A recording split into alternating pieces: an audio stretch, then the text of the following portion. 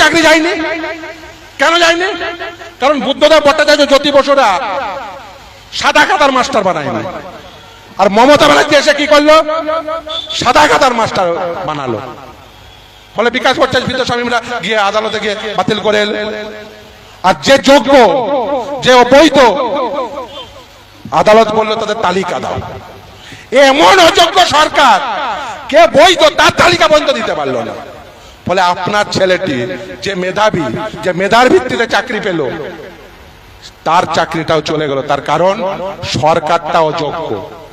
সরকার যদি অযোগ্য হয়, সরকারের মাথায় যে বসেছে তার মাথায় যদি কিছু না থাকে, তাহলে জানবেন যে সব থাকা সত্ত্বেও কিছু করা যাবে না।